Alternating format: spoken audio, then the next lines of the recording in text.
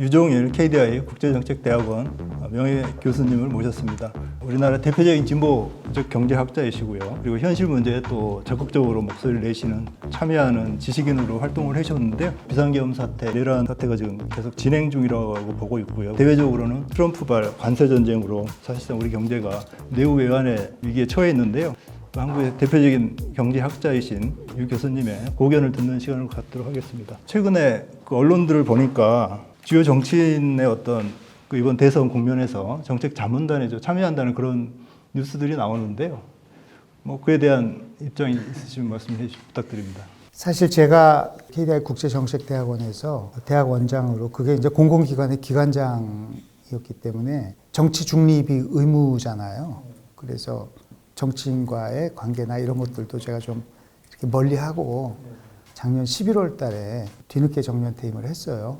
개인의 시간을 가져봐야 되겠다 이렇게 생각하고 이제 연금 신청도 하고 이러고 있는 판인데 이게 나라가 갑자기 우리 저 젊은 시절에 또 그 끔찍했던 그런 기억들이 스쳐 나가면서 이게 잘못하면 우리 후손들을 위해서 도대체 어떤 나라가 되겠는가 이런 걱정이 들고 저도 모르게 여의도에 가서 데모하고 있더라고요.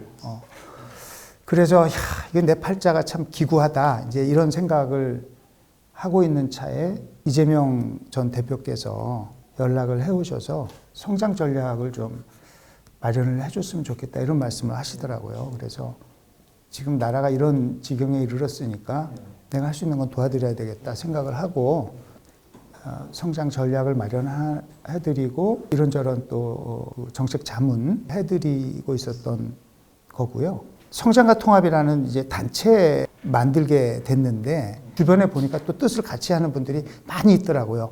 국민이 거리에서 탄핵 인용을 위해서 투쟁했던 것처럼 정책 전문가들은 새로운 정부가 수립된다면 어떤 정책을 가지고 어떤 나라를 만들어야 되겠나 이런 것들을 좀 준비해야 되겠다. 근데 많은 분들이 뜻을 같이 해주셔서 이재명 전 대표하고 가졌던 개인적인 관계도 있고 이런저런 게 알려지다 보니까 이재명의 싱크탱크다 이런 보도도 많이 있었던 것 같습니다. 그런 것은 아니고요.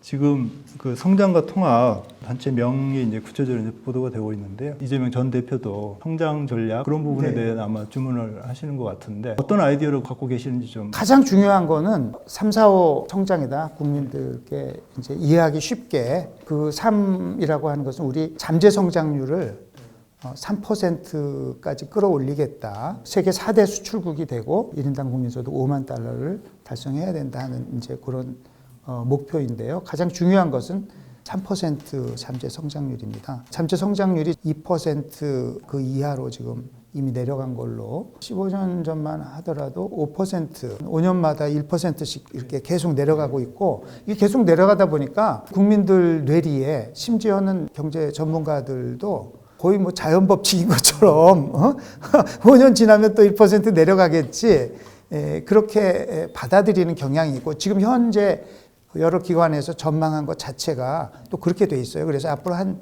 10년 지나면 이제 0%대, 뭐 0.8%, 0.7% 이렇게 내려가는 그런 전망으로 돼 있는데 결코 그렇게 불가피한 것이 아니다. 잠재 성장률을 올려야 된다는 것이고 이것은 단순히 뭐 돈을 풀고 뭐 경기를 띄우고 뭐 부동산 건설 경기를 띄우고 해서 좀 성장률을 끌어올려 보자 하는 그런 게 아니고 이제 기초 체력 자체를 끌어올린다. 성장 자체가 목표는 아니잖아요. 성장을 통해서 우리 국민들이 좀 더 풍요롭고 여유 있고 자아 실현을 추구하는 그런 행복한 삶 이런 걸 할 수 있도록 하는 건데 성장 과정 자체가 약자들에게 취약계층에게 지금 현재 경쟁에서 좀 밀리는 분들에게 새로운 기회를 많이 창출하는 그런 성장이 되도록 설계를 해야 되겠다. 성장 과정에서 국민 통합도 증진될 수 있는 그런 성장을 추구하고 있습니다. 그래서 성장과 통합입니다. 국민들이 이제 알기 쉽게 하기 위해 3, 4, 5 뭐 성장 전략 이렇게 부르시는 거죠.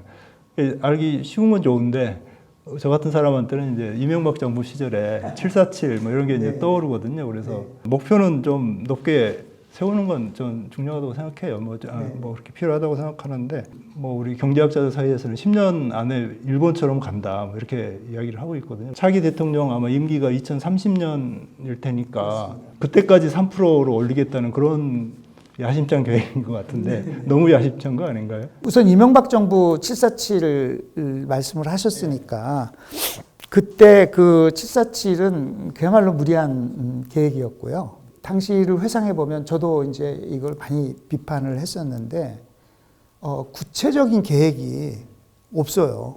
처음에 이제 정책으로 나온 게 고환율 수출을 늘리고 그런 건데 우리는 지금도 이제 경제적 환경이 어렵고 지금 우리 국내적으로도 뭐 여러 가지 어려움이 있는데 중요한 건 이렇게 기초 체력 자체를 끌어올리고 해서 잠재 성장률을 올린다는 것이지 지금 당장 뭐 경기를 막 부양하겠다. 경기 관련도 필요합니다만은 그게 얘기가 다르다는 걸 말씀드리고요.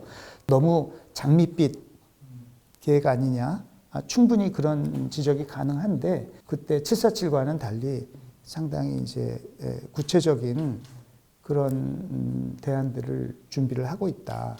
우리 잠재 성장률이 계속 떨어지는 데는 생산성 문제거든요. 그래서 생산성을 획기적으로 끌어올리는 그런 국가적인 프로젝트를 해야 되겠다. 그 가장 중심에는 AI의 전면적인 활용, AI 전환이라고 하죠.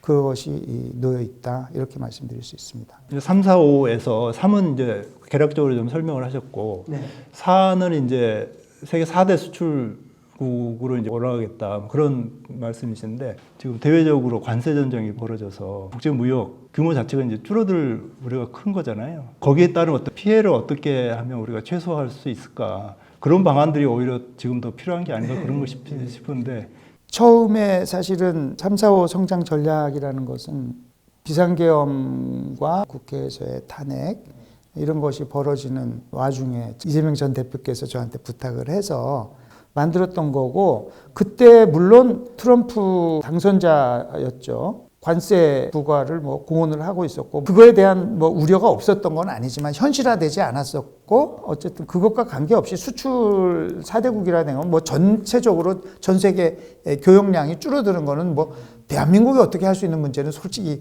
아니고요.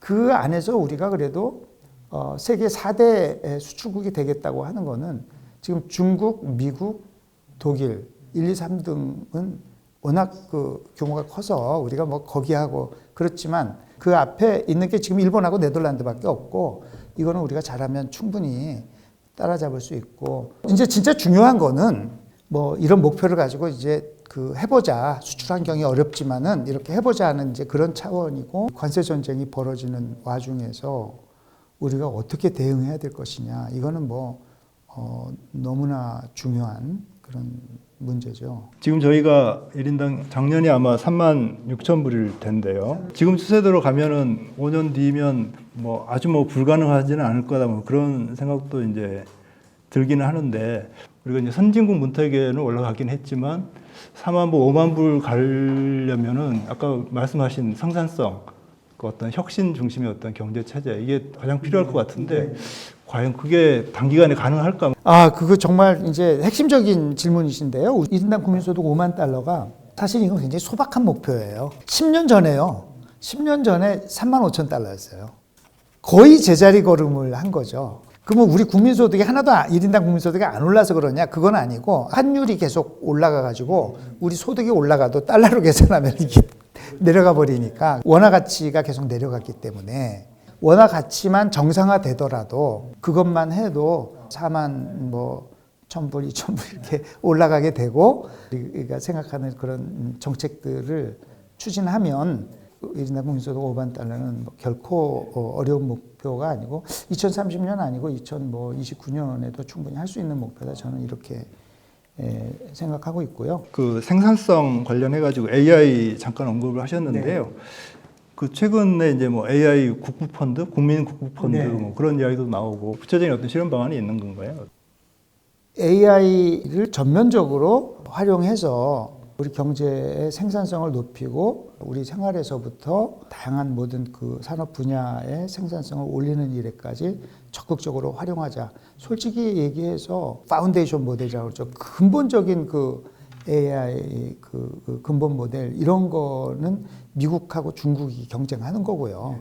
그 뭐 워낙 어마어마한 뭐 그런 게 들어가니까 딥시크처럼 뭐 우리도 또 나름대로 그런 부분에서 경쟁할 부분이 있을지는 모르겠지만은 그런 거보다도 한국은 그 새로운 트렌드를 굉장히 잘 수용하고 신기술을 도입한 그런 제품들의 테스트 베드라고 하는 것 아닙니까? 그 소비자들의 그런 뭐 수준도 눈높이도 까다롭고 해서 한국이 테스트 베드라고 하는데 이 AI를 모든 면에서 많이 이렇게 활용하는 거에는 대한민국이 진짜 앞서 나갈 수 있다. 특히 그 중에서도 제조업 분야에서 우리의 강점이 제가 아까 IMF 위기도 빨리 극복할 수 있던 게 우리 제조업 기반이 좋아서 그렇다고 했는데 지금 경쟁력이 이제 자꾸 좀 악화되면서 한편에서는 이제 미국이 우리 수출기를 막으려고 저러고 있고 투자하려면 한국에 하지 말고 미국에 뭐 이러고 있고 이제 중국은 기술 수준도 지금 엄청 빠른 속도로 추격하는 분야도 있지만 많은 분야에서 우리를 앞질러 나가고 있고 거기다가 이제 저가 물량 공세까지 막 해버리니까 산업 현장에서 엄청난 어려움들을 겪고 있는 그런 상황인데 그렇다고 해서 이거를 포기해서도 안 되고 포기할 수도 없습니다. 이것이 우리의 진짜 먹거리의 기반이기 때문에 이걸 살려야 되는데 살리려면 역시 AI 전환을 통해서 생산성을 높여야 된다. 그것은 우리가 그동안 제조업을 오랫동안 열심히 하면서 쌓아온 공정과 제조의 노하우들이 있거든요. 숙련공들의 노하우들이 있고 이거를 빨리 데이터화 시키고 그런 표준 데이터로 이런 것들이 많이 축적이 되고 사실은 그 아시아 각국하고의 그런 데이터의 어떤 협력 관계를 만들어서 모으는 아시아 데이터 허브까지도 좀 생각을 하고 있는데 제조업 데이터 허브요. 그런 것들을 기초로 해서 알고리즘들을 만들어서 자율 제조 같은 것들이 가능해지도록 그렇게 만들어서 경쟁력을 확 끌어올리고요. 그 과정에서 그런 것이 가능하도록 AI 기반 엔지니어링 서비스 회사들이 많이 생겨나고 제조업 운영하시는 분들은 숙련공은 자꾸 이제 나이 들어가고 이게 농촌하고 비슷해지는 거예요. 농촌에도 가면 이제 할머니 할아버지들이 일을 하시는데 젊은이들이 없다 그러는데 제조업도 지금 점점 그렇게 돼가고 있는데 하기 싫다는 일을 억지로 하게 할 수는 없고 그렇게 해서 제조 관련 일자리가 사실은 그런 엔지니어링 서비스 AI 이쪽에서 이제 많이 일어나도록 생겨나도록 그렇게 하는 것이 이제 가장 좀 핵심적인 프로젝트고 사실은 여기에만 그치지 않고 당연히 농업, 서비스업, 교육, 의료 모든 데서 AI가 잘 활용돼서 전면적인 그런 생산 향상이 일어날 수 있도록 하는 게 우리 경제의 잠재 성장을 끌어올리는 데 가장 핵심적인 프로젝트다. 어떤 제조업의 생산성을 향상시키는데 AI와 이제 접목시켜서 하겠다는 거잖아요. 그런데 지금 세계적으로 보면은 미국하고 이제 중국이 AI 이제 강국으로 해서 앞서 나가고 우리는 이제 약간 이제 좀 후순위로 밀려 있는 상태인데 그거를 좀 끌어올리려면 결국은 이제 자본력과 그다음에 인재가 이제 중요하다고 보는데요. 그 두 가지는 뭐 특별하게 뭐 어떤 식으로 해야 될까요? 그 자본력 관련해서 구상하는 거는 AI 그 국민 펀드예요. 이제 국부 펀드가 뭐 여러 모델들이 있습니다만은 아랍에미리트나 뭐 노르웨이나 이런 데는 석유 팔아서 만든 돈 가지고 그 돈 가지고 이제 투자하는 거고 우리는 그런 게 없잖아요. 일본에서 그 GX 펀드라고 해서 GX 컨소시엄이죠, 사실은. 그냥 단순히 펀드가 아니라 컨소시엄으로 해서 거기는 그 GX니까 녹색 전환이죠. 그런 거를 하기 위한 그런 그 정책이 있는데 우리 지금 한국 경제의 재도약을 위한 국가적인 프로젝트로서 대기업들 또 금융기관들도 다 여기 펀드에 출자하고 우리 일반 국민들에게도 이거를 충분히 이제 매력적인 좀 인센티브를 제공해서 투자하도록 우리가 이제 뭐 부동산 투기 이런 거 좀 그만하고요. 이런 데다가 우리 미래를 위한 우리 생산성을 올리는 이런 데다가 투자할 수 있도록 물론 이제 그 충분히 그럴 만한 유인이 있어야 되겠죠. 그렇게 해서 한국 경제의 AI 전환을 위한 펀드를 만드는데 거기에 그 스테이크홀더들이 있잖아요. 그거에 관련된 이게 잘 되면은 혜택을 받을 기업들도 많이 있고 사실 뭐 한국 경제가 잘 되면 이제 모든 사람이 혜택을 받는 거지만은 특별히 이제 그런 큰 손들도 여기 들어오게 하고 그리고 여기 들어와야지 이거를 열심히 할 인센티브도 생기죠. 이 펀드가 잘 돼야 되니까 이제 그런 컨소시엄 플러스 펀드로서 그런 AI 국민 펀드 이런 거를 좀 대대적으로 조성해보면 좋겠다 그런 생각을 하고 있고요. AI뿐만 아니라 사실은 전략적 산업 정책의 시대다. 지금은 바이오도 있고 콘텐츠 쪽도 있고 디펜스 쪽도 있고 휴머노이드 로봇 그런 것도 굉장히 지금 우리한테 전략적으로 중요한 부분들이고요. 전략적 중요성이 있는 산업을 어떻게 신속하게 업그레이드 시키고 세계 최고 수준의 경쟁력을 갖추도록 할 것인가 하는 것은 시장에만 맡길 수는 없고 AI 국민펀드 비슷하게 좀 영역에 따라서 국민펀드들을 만들어서 적극적으로 정부가 기획하고 마중물 투자도 하고 제도적 뒷받침도 하고 그래서 산업 성장을 좀 이끌어야 되겠다 그런 생각하고 있습니다. 국부펀드 하면 우리 지금 KIC 모델도 있잖아요. 근데 그거는 이제 그 외환 보유고를 갖다가 그런 사실상 좀 관리하는 수익성 관리하는 그런 건데 AI 투자 같은 경우는 이제 모험 자본 투자잖아요. 모험 투자를 하는데 우리가 보유고 그렇죠. 예, 사실은 이제 새로운 다른 모델일 것 같은데. 다른 모델입니다. 저희가 가지고 있는 제일 큰 펀드는 뭐니 해도 국민연금이죠. 국민연금은 전 세계 3위에 우리보다 경제 규모가 큰 나라도 많이 있지만 대부분은 이미 부가식으로 이렇게 돼서 우리처럼 이렇게 적립금이 많이 있는 그런 연기금은 별로 없고요. 그래서 우리나라 국민연금이 뭐 세계 펀드 시장에서도 굉장히 큰 손입니다. 그러나 말씀하신 대로 모험 투자에는 함부로 해서는 안 되는 거기 때문에 앞으로 경우에 따라서는 아주 국민들의 선택에 의해서 제한된 부분을 고수익을 노리고 하는 뭐 그런 투자를 할 수도 있겠습니다만 기본적으로 이쪽은 생각하지 않고요.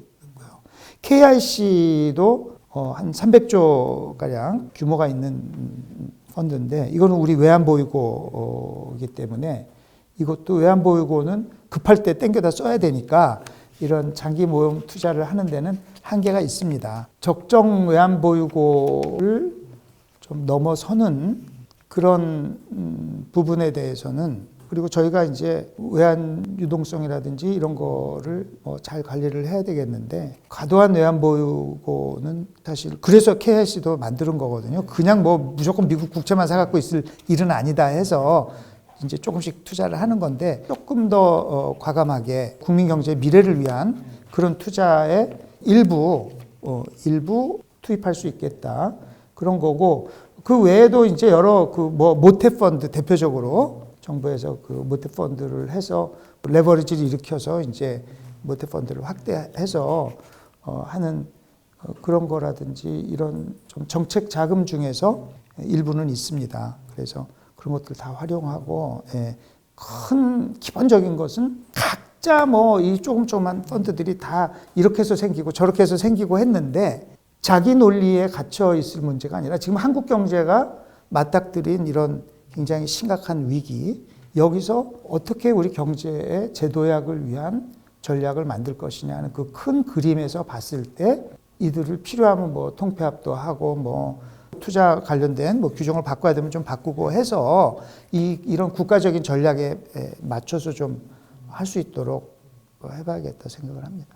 지금 이제 미국, 일본, 유럽, EU, 유럽연합까지 다 이제 국가 산업 정책을 좀 하고 있잖아요. 미국이 아마 사상 처음으로 그러는 것 같은데 전통 산업도 부흥시키고 또 전략 산업에서 앞서 나가기 위해서 이제 그런 걸 하는 것 같은데 그래서 사실상 국가 대항전이다. 그래서 이제 국가의 역할이 더 커져야 된다고 이제 저도 생각을 하는데 근데 우리나라는 전통적으로 산업 정책을 기본적으로 해왔잖아요. 그 힘으로 이제 사실 지금 선진국에 올라간 거고. 근데 지금 상황에서 보면은 미국, 중국 이런 나라들과의 돈 싸움으로는 안 되는 상황이잖아요. 그리고 인력도 한계가 있고, 우리 어떤 거버넌스, 정부만으로는 안 됐고, 이제 민관의 어떤 협업 체제라든가 기존의 어떤 뭐 R&D 투자 시스템이라든가 뭐 혁신 시스템 이런 것들이 전면적으로 다 개혁을 해야 되지 않나 뭐 그런 생각을 좀 갖게 되는데 네, 혹시 뭐 그에 관한 뭐 좀 아이디어가 좀 있으신가요?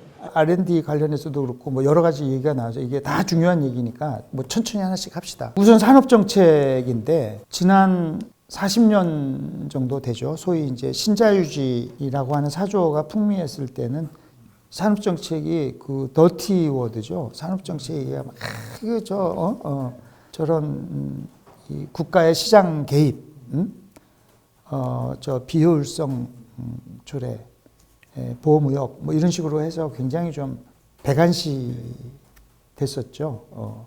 사실 이런 개도국들 중에서 놀라운 그 성장을 통해서 산업화를 성공적으로 추진한 나라들을 보면 처음에는 일본이 그랬고요.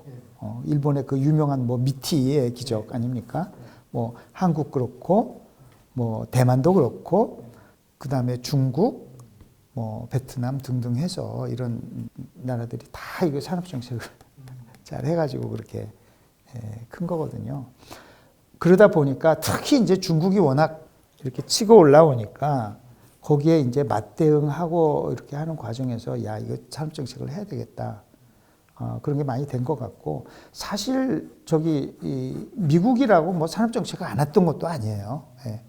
인터넷이며 위성 GPS 이게 한번에 뭔지 모르겠네.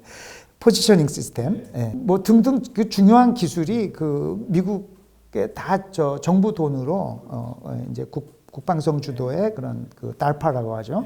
그쪽에서 연구해가지고 이제 그 기술이 민간에 이전돼서 나온 것들이 이제 굉장히 많고요. 그게 이제 미국 경쟁력에 산업 경쟁력에 큰 바탕이 됐었던 거죠. 예.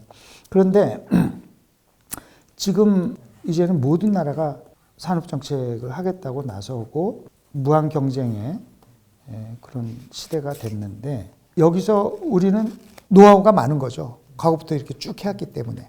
지금 미국에서 좌충우돌하고 하루가 다르게 정책이 어제만 해도 갑자기 이제 뭐 스마트폰하고 노트북, 컴퓨터 뭐 이거는 이제 관세에서 해주겠다. 뭐 그랬더니 이제 월스트리트저널에서 야 이거 뭐 팀쿡이 뭐 당신 취임식 하는데 돈 많이 내고 그러니까 거기 봐주냐 이게 무슨 뭐 별 얘기가 다 나오고 그러니까 오늘 또 뒤집었더라고요. 아니다.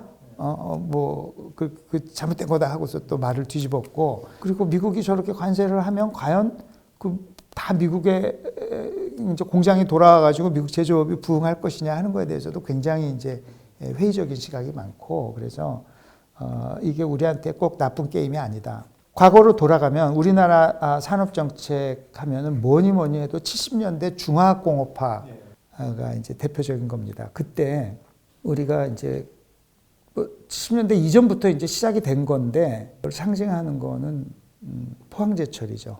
포스코 만든다고 했을 때 미국 정부나 그때 세계은행 또 일본 정부 이런 데서 다 아유 참 꿈도 야무지시네요.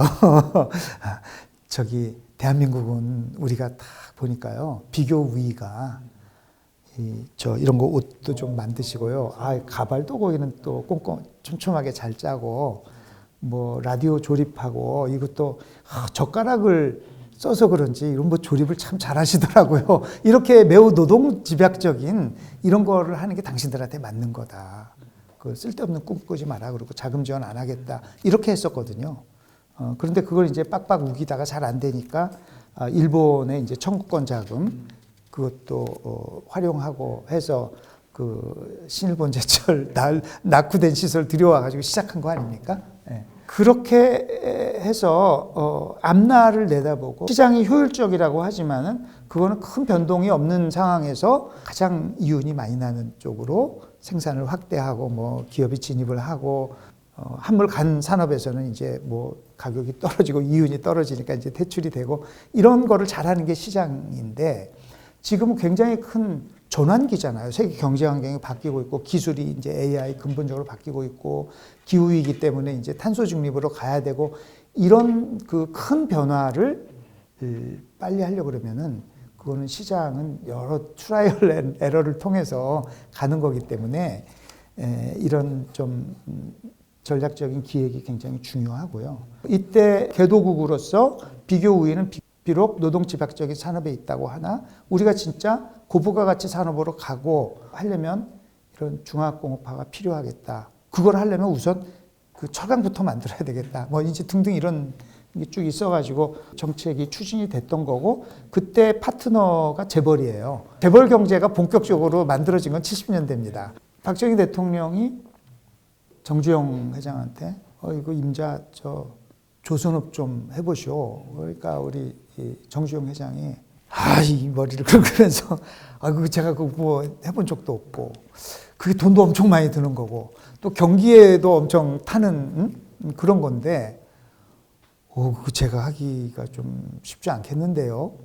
이제 이렇게 했다가 그 뒤에 이제 좀 어려움도 겪으시고 뭐 해서 하게 됐는데 그 대신 정부는 우리가 하라고 했으니까 책임지겠다 해서 조선소를 그래서 만들었더니 바로 석유 위기가 벌어지면서 세계 경제 침체가 오니까 이거는 경기 민감 산업이라 가지고 배 주문이 이제 하나도 없고 돈은 많이 투자해 놨는데 그래서 힘들었죠. 그때 이제 다 또 정부에서 뭐 지원을 해주고 그래서 우리가 뭐 이런 뭐 모럴 해자들도 생겼다 이런 얘기도 있습니다만은 어쨌든 이게 효자가 된 거죠. 80년대에 수출이 우리가 많이 늘고 3조 호황 때 이제 처음으로 우리가 무역 흑자도 크게 내고 하면서 한국 경제가 업그레이드 되는데 큰 역할을 했는데 지금은 요게 이제 달라져야 되는 거예요. 또 한 번 정부와 민간이 파트너가 돼가지고 대대적인 업그레이드, AI 전환, 인공지능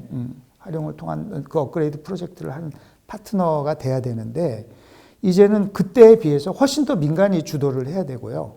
그리고 민간이 주도한다는 게 이렇게 재벌 중심 경제로 이렇게 가서는 안 되고 대기업들이 이제 좀 달라져야 돼요. 이제 더 약자에게 기회가 많이 가는 그런 성장을 위해서도 필요하지만은 사실은 성공적인 AI 전환, 경제 전체의 생산성 상승, 제조업 활력을 되찾기 위해서도 생태계 중심으로 가야 되거든요. 대기업 혼자 잘 나가는 그런 경제가 아니라 산업마다 이게 패턴은 좀 달라질 수 있는데 지금 뭐 반도체도 그렇고 모빌리티, 뭐 휴머노이드 로봇, 바이오 뭐 다 파운드리는 이제 큰 제조 시설인 거고 다양한 설계자들, 패블리스죠.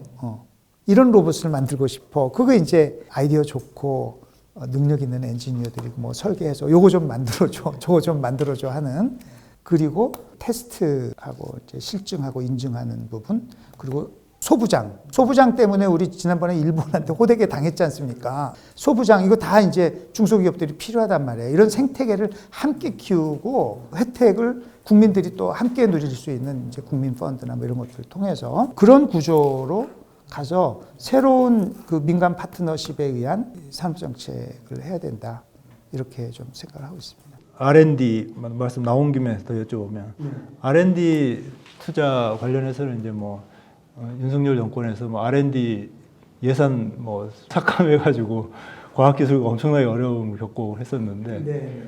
우리나라 R&D 예산 어떤 투자라든가 시스템은 어떤 식으로 바꿔야 된다고 보세요? 답변 드리기 전에 우선 윤석열 정부에서 R&D를 갑자기 엄청 삭감을 해서 많은 분들이 어려움을 겪었는데 그 우리나라 R&D 투자의 효율성에 문제가 있다. 얘기를 누군가 했겠죠.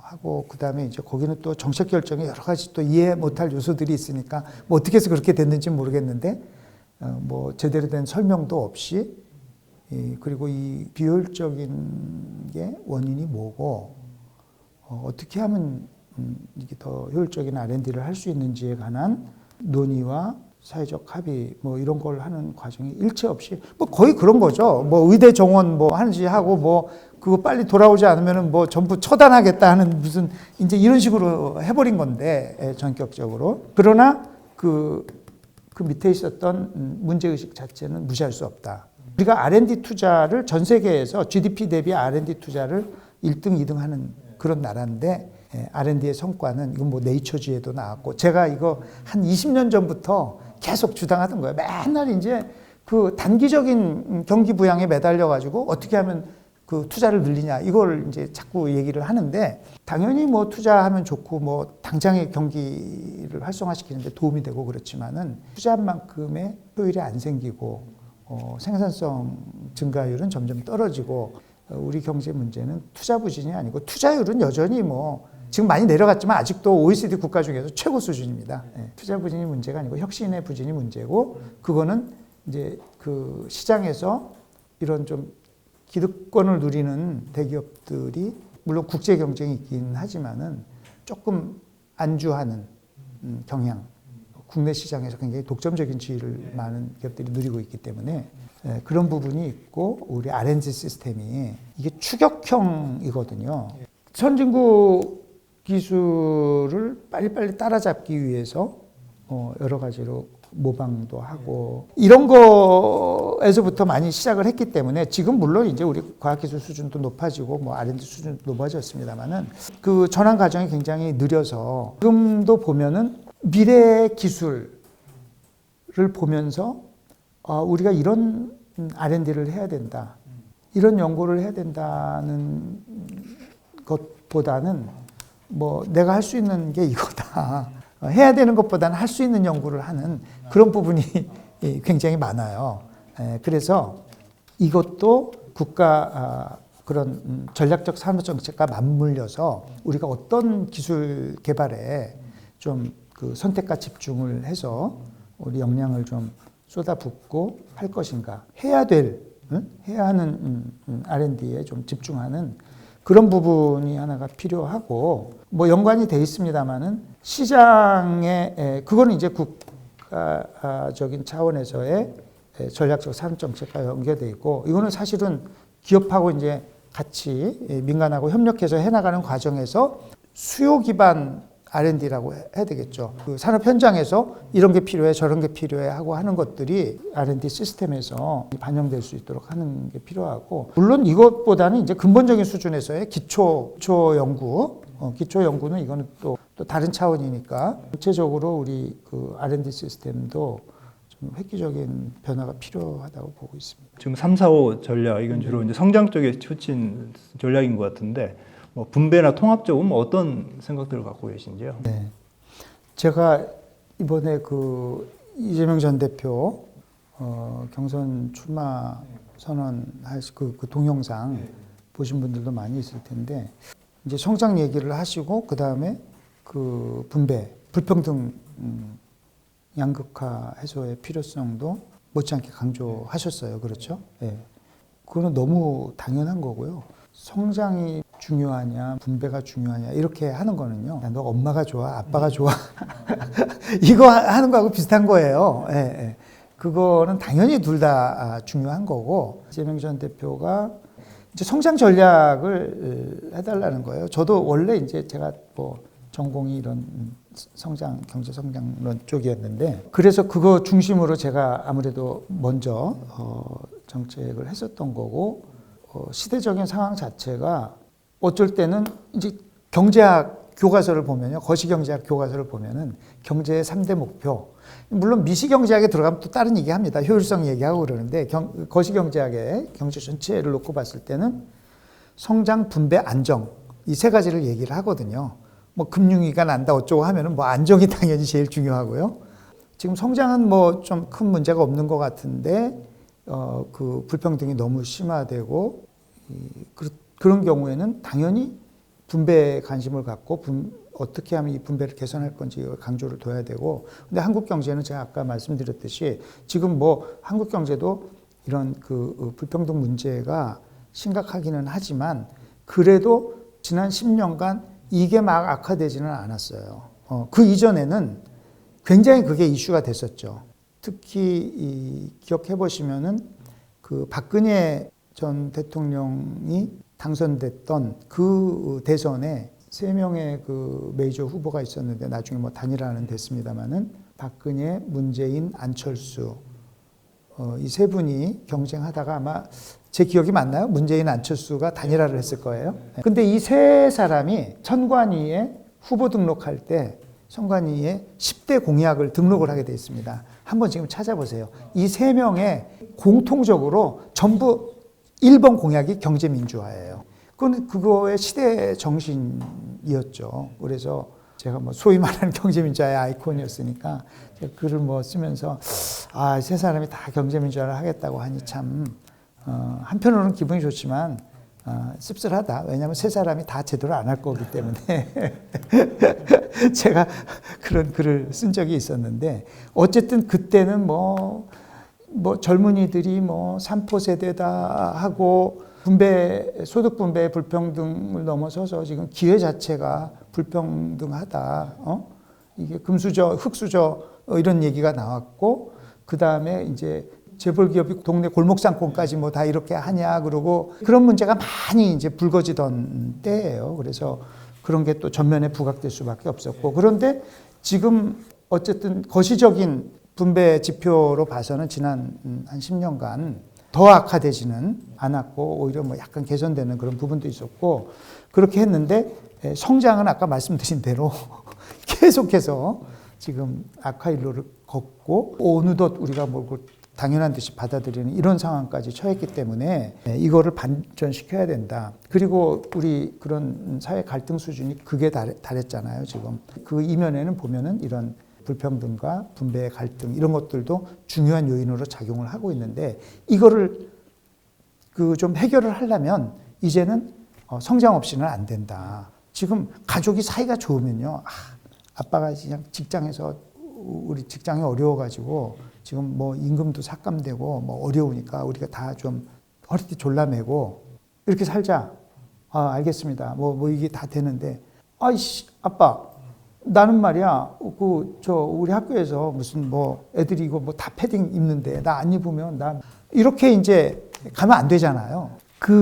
우리 지금 갈등 수준이 높아가지고 성장을 되살리지 않고서는 분배 문제 해결도 지금 보세요. 뭐 우리가 세금 올려가지고 재분배 더 합시다. 이게 정치적으로 가능하지도 않고 또 이 성장을 모멘텀을 되살려야 되는 상황에서 적절한 정책도 아니고 이제 그렇기 때문에 성장을 우선 강조를 하는 거고 제가 아까도 얼핏 말씀드렸는데 이 성장을 제가 산업정책 관련해서도 말씀드렸죠. 그냥 재벌 중심 파트너십이 아니라 그 생태계를 대기업, 중소기업, 스타트업 그런 생태계 그리고 지금 청년 실업이 굉장히 높고 노동시장 진입을 굉장히 늦어지잖아요. 뭐 취업 준비하고 뭐 하고 이렇게 하는 것들을 좀 그런 청년들을 위한 또 자영업 하시는 분들도 지금 굉장히 어렵잖아요. 이런 분들한테 새로운 기회가 많이 돌아갈 수 있도록 성장 정책을 설계를 하고 해서 성장하는 과정에서 그게 소위 이제 좀 어렵게 얘기하면 분배 친화적인 성장이거든요. 제가 이제 과거부터 분배를 할 때도 성장 친화적인 분배를 생각을 해야 되고 성장을 할 때도 분배 친화적인 성장을 먼저 생각을 해야 된다 이런 얘기를 했었는데 이제 그런 거를 해야 되겠다는 것이 기본적인 거고 복지 정책 혹은 분배 정책 이런 거에서도 지금 말씀드린 대로 그것 자체를 더 해야죠, 당연히. 해야 되는데 그게 성장에 부담을 주고 성장을 방해하는 그런 정책보다는 그것도 다 디자인하기 나름이거든요. 더 효율적이고 성장에 도움이 되는 아니면 적어도 중립적인 그런 분배 정책을 추진하는 게 좋겠다. 지금 아마 이제 코로나19 거치면서 이제 가장 어려운 분들이 이제 자영업자, 소상공인들일 텐데요. 우리는 이제 뭐 재정으로 하기보다는 극복하기보다는 주로 이제 대출 중심으로 하다 보니까 자영업자들이 이제 대출이 이제 과다한 그런 문제들이 굉장히 심각한 것 같아요. 연체율도 많이 늘어나는 것 같고요. 그리고 이제 공급 과잉 현상도 여전한 것 같은데 지금 자영업자, 소상공인 뭐 과다 부채하고 공급 과잉 문제는 뭐 어떻게 좀 정말 중요한 말씀인데 사실은 제가 코로나19 때 정부에 이제 정책 자문을 했었어요. 생활방역위원회. 네, 생활방역위원회가 코로나 대응 정책을 세우는 그런 위원회였는데 그때 제가 제일 강조했던 게 피해 보상을 신속하고 충분하게 해줘라. 그걸 잘 안 하더라고요. 예. 그때 제가 이제 상병수당을 도입해야 된다. 아니, 아프면 집에서 쉬라고 해놓고 생계가 어려운 사람도 어떡하냐 뭐 등등 뭐 여러 가지를 했는데 그거는 이제 뭐 시범사업 형태로 이제 조금 반영되고 뭐 이런저런 게 뭐 하다가 제가 좀 좌절을 많이 겪었는데 지금 말씀하신 대로 이제 빚만 많이 늘어나가지고 어렵죠. 더군다나 코로나19를 계기로 이제 디지털 전환이 급격하게 되면서 이제 배달, 이렇게 온라인 판매 이런 게 막 늘어나면서 자영업자들이 또 더 어려워지고 그동안에는 계속해서 만기를 또 뭐 연장해주고 그리고 지금 새 출발 기금이라고 해서 이제 금융 지원을 해주고 그러는데 근본적으로는 공급과잉 문제를 좀 해소를 해야 되고 그래서 새 출발 기금 같은 거를 이제 확대할 필요도 있고요. 이게 단순히 금융 지원해가지고 이 문제가 해결되지 않는다. 어떻게 하면은 경쟁력을 키울 것이냐. 부분적인 뭐 부채 탕감을 비롯해서 금융 지원은 당연히 들어가야 되지만 그게 밑빠진 독에 물 붓기가 되고 자꾸 도덕적 해이를 키우는 그런 게 돼서는 안 되고 실제로 다시 살아날 수 있도록 그렇게 하려면 특정한 가게 하나가 차원에서 이거를 대안을 세우기보다는 그 상권이 있잖아요. 그 뭐 시장일 수도 있고 어떤 거리일 수도 있고 그런 그 상권 차원에서 어떤 분석을 하고 이 상권 자체를 좀 살리고 요 가게도 어디에 좀 보완을 하고 아니면 정 안 되는 경우는 뭐 업종 전환도 하고 해서 살리는 그런 어떤 컨설팅이죠. 그런 것과 연계해서 금융 지원도 가야 된다. 그래야지 이제 구조조정도 일어나고 이게 안 되는 것들은 좀 접고 이거를 하도록 해야 되겠다. 이제 그렇게 하기 위해서 여러 뭐 지역 신보라든지 소상공인 재단이라든지 뭐 이렇게 해서 자꾸 이제 지역에서 여러 기관, 여러 또 스테이크홀더가 상인들이 서로 뭐 협동도 하고 경험들을 축적해 나가고 그래서 지역 상권을 살리는 그런 쪽으로 해보는 게 어떨까 생각하고 있습니다. 그리고 이제 아마 많은 사람들이 관심을 가질 텐데 그 이재명 전 대표 같은 경우 이제 기본소득 공약으로 이제 상당히 주목을 받은 정치인인데 기본소득 이 부분에 대한 이야기들은 별로 없는 것 같더라고요. 아마도 이제 뭐 재정으로 이제 감당하기 어렵고 뭐 그런 어떤 논란이 있어서 이제 뭐 후순위로 밀린 거 아닌가 싶긴 한데 그 정책에 대해서는 어떤 생각을 갖고 계신가요? 기본소득이라는 것보다는 기본사회라는 개념을 쓰고 계시는 것 같은데 기본사회가 이제 기본소득을 고집하지 않고 어쨌든 그 정신 자체는 뭐 좋습니다. 우리가 선진국으로서 또 우리 헌법이 보장하고 있는 그런 그 실질적인 어떤 평등권 그런 관점에서 대한민국 국민이라면 누구나 이제 기본적인 생활을 영위할 수 있는 그런 차원에서 소득 측면에서 사회 서비스 그리고 뭐 돌봄 서비스 뭐 등등 그런 등등이 좀 보장될 수 있도록 해야 되겠다 차원에서 정책을 준비하는 것으로 제가 알고 있고요. 저는 이제 그쪽에는 제가 뭐 구체적으로 관여돼 있지 않기 때문에 정확한 자세한 내용은 잘 알지는 못합니다. 지금 재정 여건이라든지 기본 생활 보장하는 데 있어서 우선순위라든지 그런 걸 봤을 때 기본소득을 하는 것은 지금 우선적인 정책이 되는 것은 아닌 것 같다 하는 게 뭐 개인적인 판단이고요. 아마 이재명 대표도 전 대표도 그렇게 생각하시는 거 아닌가 싶습니다. 윤석열 정권은 지금 건전재정, 뭐 재정 정책 관련해서 여쭤볼게요. 건전재정을 이제 기치로 내세우면서 그러면서도 또 뭐 부자 감세를 하고 그러다 보니까 재정 여건이 더 악화되는 그런 상황인데요. 차기 정부는 뭐 재정 정책 기조는 어떻게 가져가야 된다고 보시는지요? 윤석열 정부가 나라를 여러 가지로 망가뜨렸는데 그 심각한 문제 중에 하나가 이게 재정이죠. 그래서 차기 정부가 어려운 여건에서 출발하게 돼 있습니다. 재정 적자가 작년에 4%, 그렇죠. 4%가 넘었죠. 뭐 말로는 건전재정을 한다면서 그래서 막 지출도 그렇게 마구 삭감하고 뭐 R&D 예산뿐만 아니라 그렇게 해놓고서 결국은 이런 또 막대한 그 적자를 만들어 놓고 세입 기반이 많이 훼손됐기 때문에 재정이 해야 될 일을 마땅히 적극적으로 해야 되지만 물려받는 살림살이가 이러다 보니까 제가 아까 AI 국민펀드 말씀드렸는데 재정도 필요한 역할은 해야 되는데 재정을 마구 그냥 투입해가지고 또 써야 될 때도 많고 그래서 그렇게 하기는 어렵다 하는 말씀 우선 하나 드리고 그러나 그리고 이제 건전 재정이라는 건 장기적으로는 당연히 필요한 건데 굉장히 어려운 상황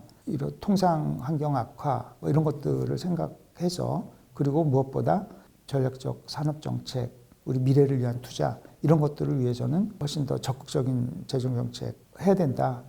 그런 말씀을 좀 드리고 싶고 지금 AI 전환을 제가 얘기했는데 정부도 AI 정부가 돼야 된다. 이렇게 생각하고 있고 AI 정부가 된다는 게 이제 굉장히 여러 가지 측면에서 뭐 데이터 기반 정책 결정 뭐 그 데이터 기반 맞춤형 공공 서비스 뭐 다양한 게 있는데 AI 세정도 중요해요. AI를 기반으로 해서 훨씬 더 소득 파악을 정확히 해서 탄로소득, 소득 있는 곳에 이렇게 공평하게 과세가 돼야 되는데 주변에서 우리 같은 이제 월급쟁이로 사는 사람들은 뭐 유리할 지갑이다 그러는데 딱 봐도 뭐 엄청 돈도 많이 버시는 것 같은데 뭐 그런 것도 많이 있잖아요. 그래서 AI 기반으로 해서 훨씬 좀 투명한 그런 또 더 효율적인 그런 과세 행정 이런 걸 해야 될 부분도 있고 지출 구조 조정도 윤석열 정부가 R&D 예산 깎듯이 그렇게 무슨 예산 삭감이 아니라 과거에 대목마다 정부가 뭘 한다 그러면 각 부처마다 거기에 맞춰서 우리 부처에서는 이거 하겠다 우리 부처에서는 이거 하겠다 해서 막 약간 그 중복성 프로그램 같은 것도 굉장히 많고요. 뭐든지 하나 생기면 그 다음에 없어지기가 어렵습니다. 네. 그런 새로운 국가적 기획이 필요한 시점이기 때문에 정부 조직과 기능에 대한 검토도 하고 있고요. 정말 실효성이 지나가 버린 정책 해봤더니 비용 대비 효과성이 별로 없다든지 그런데 자꾸 이제 거기에 이제 그 이해관계가 얽힌 사람들이 이제 왕왕 돼가지고 이렇게 하고 있는 그런 것들부터 시작해서 상당히 규모 있는 지출 구조 조정을 욕좀 먹더라도 해야 되겠다. 그렇게 생각하고 있고요. 적지 않은 재원을 거기서 마련할 수 있을 거로 생각하고 있습니다. 아까 이제 말씀하신 게 윤석열 정권에서 이제 그 세입 기반 이제 되게 훼손되는 그런 일이 있었는데 아까 이제 세입 기반 확충하기 위해서 AI 과세 이런 말씀도 하셨는데 세금 정책은 주로 어떻게 좀 봐야 됩니까? 조세 관련해서는 제가 그냥 학자로서 하고 싶은 얘기는 있지만 이제 이재명 전 대표와의 관계 때문에 경제 정책에 관한 그 자문을 하는 사람으로서 이렇게 돼 있기 때문에 또 자문도 하고 있고 그러다 보니까 이건 정말 솔직히 고백하자면 굉장히 이게 예민해요. 저는 어떻게 해서 우리 그 나라에 필요한 국가 정책과 국민 서비스를 위해서 필요한 적정한 재정을 확보하느냐, 그리고 어떻게 하면 그 세금을 효과적으로 그 조세 체계를 이제 효율적이고 형평성도 증진하고 선심성 세금 감면 이런 것도 많이 생기고 그래서 그런 것들을 다 손봐야 된다. 그래서 좀 포괄적인 옛날 레이건 대통령이 굉장히 대대적인 세금 감면도 했죠. 부자 감세도 했지만은 그 세제 개혁을 했었거든요. 그래서 그거는 단순화하고 투명하고 한 그런 면에서는 경제학자들한테도 평가를 좋게 받아요. 또 그런 좀 조세 개혁이 필요하지 않나 생각은 하고 있습니다. 세금 올리자는 얘기는 이제 그 정치인들은 절대 안 하니까 저도 안 하겠습니다. 그 부동산 문제인데요. 사실 우리나라는 부동산 시장은 이제 민간 부분이 절대적으로 의존을 하고 있고 우리가 공공주택을 많이 건설한다고 하지만 전체에 아마 10%가 안 될 것 같은데 그 취약계층의 어떤 주거 기본권을 보장하기 위해서는 공공 부분에 어떤 투자가 더 있어야 될 걸로 보는데요. 네. 이에 대해서는 어떤 생각을 갖고 계신가요? 이제 근본적인 방향은 이렇습니다.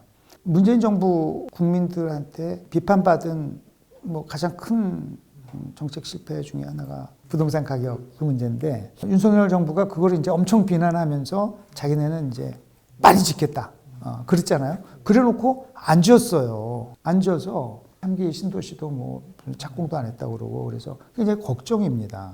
지금 이거는 부동산 공급은 하루아침에 되는 게 아닌데 잘못하면은 차기 정부가 이걸 또 윤 정부의 뭐 재정도 그렇습니다만 이쪽에서도 덤태기를 쓸 수 있는 가능성도 있는 것 아닌가 해서 좀 걱정스럽고, 그래서 공공주택의 공급을 늘리는 거는 이게 뭐 임대가 됐건 분양이 됐건 그거는 뭐 당연히 필요한 거고요. 주택 공급 전체를 국민들 보시기에 아 이거 좀 제대로 된 계획이고 뭐 한다고 막 그림 그리면서 뻥 쳐놓고 이게 시간은 그냥 흘러가고 그런 계획이 아니라 신속하게 진행될 공급 계획을 사실은 준비를 하고 있고요. 그렇게 해야지 그런 불안해서 뭐 또 막 영끌 투기가 일어난다든지 이런 게 안 되도록 해야 되겠고, 공급 방안은 뭐 여러 가지 생각하고 있는데 기본적으로는 우리가 지향해야 될 거는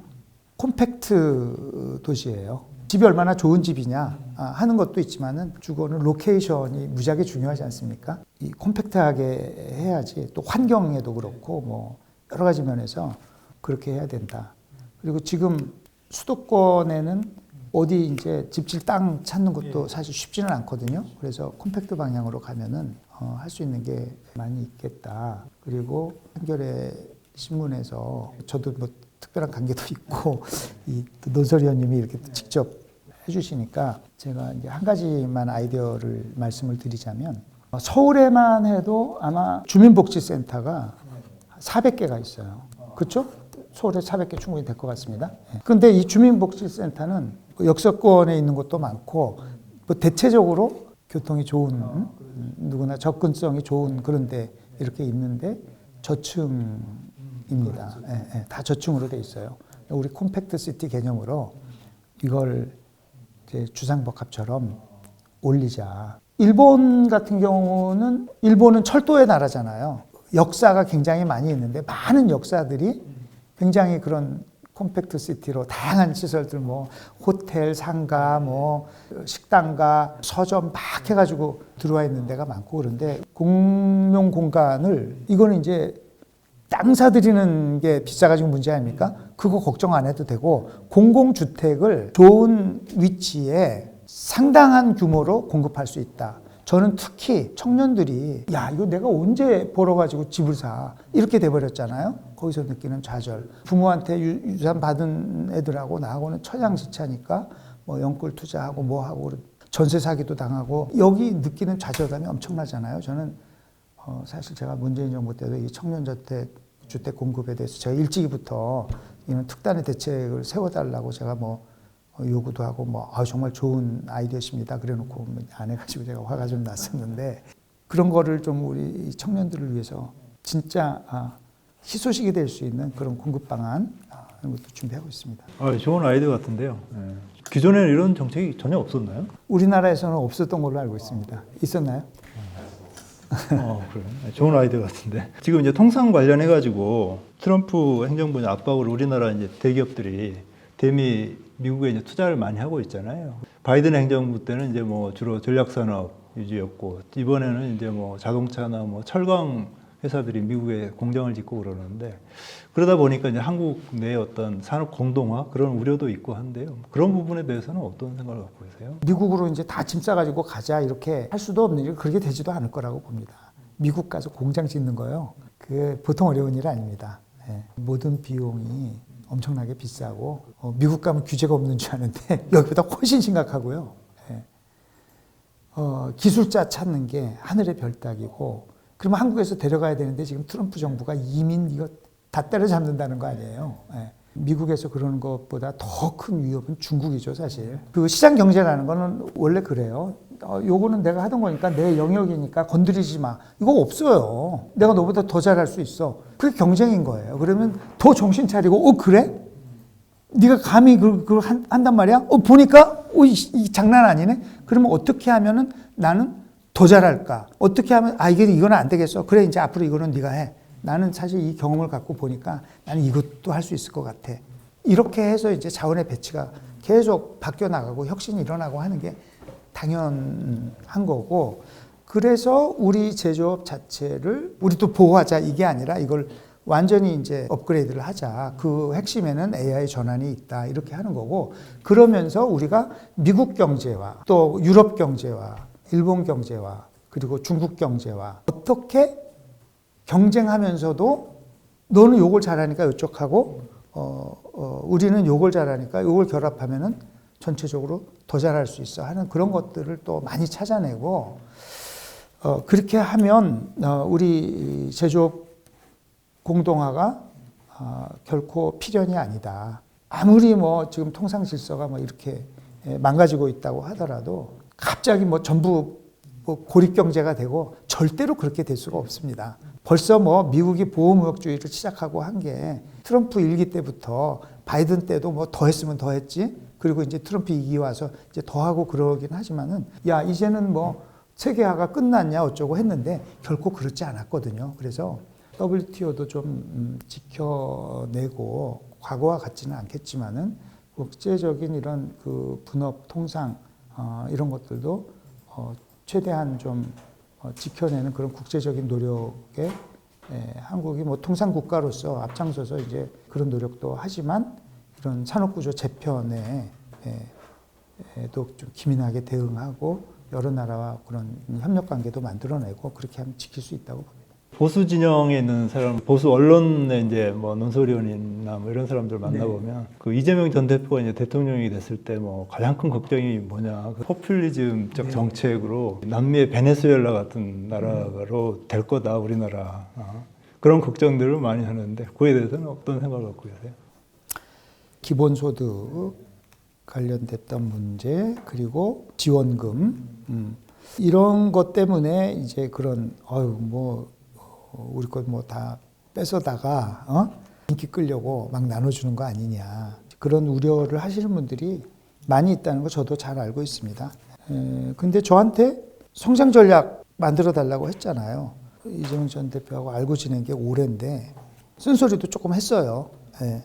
제가 그런 진보 성향 학자로서 제가 뭐 불평등 문제, 뭐 경제 문제와 문제 쭉 얘기했던 사람으로서 지향을 제가 반대하지 않죠. 당연히 제가 또 이재명 전 대표하고 그렇게 가깝게 지낸 가장 기본적인 거는 이분이 굉장히 이제 원천적인 그 정의감, 공정 이거에 대한 감수성이 뛰어나고 거기서 그치지 않고 일을 해내는 행정가로서 뭔가 이걸 해야 되겠다 하면 그걸 만들어내는 악성 채무에 시달리는 분들 돕는 일도 좀 하고 그랬는데 그런 일하는 모습 이런 것들 때문에 제가 이제 가깝게 지내게 됐는데 그거를 어떻게 하면은 잘할 수 있겠느냐 하는 그런 방법론 차원에서 성장과 분배가 같이 가야 된다는 거 그리고 분배를 할 때 아까 제가 말씀드렸죠. 분배 정책에도 여러 가지가 있는데 성장 친화적인 분배를 하는 게 좋다. 성장 정책에도 여러 가지가 있는데 분배 친화적인 성장을 해야 된다. 이제 그런 차원에서 제가 좀 말씀을 드렸었고 이재명 전 대표께서는 우선 이제 그런 정의감이나 또 민생에 대한 그런 적극적인 관심 그것 때문에 이제 그런 쪽에 조금 관심이 많이 가셨던 것 같고 지금은 이제 여러 경험을 겪으시면서 성장하셨잖아요. 그분도 성장했고 저도 마찬가지입니다. 사람이 이제 자꾸 성장해야 되는 거니까 정치인으로서 또 행정가로서 경험을 하면서 생각이 더 성숙되고 그래서 지금은 그런 걱정 안 하셔도 될 만큼 균형감이 생겼다. 그거를 제가 보증하겠습니다.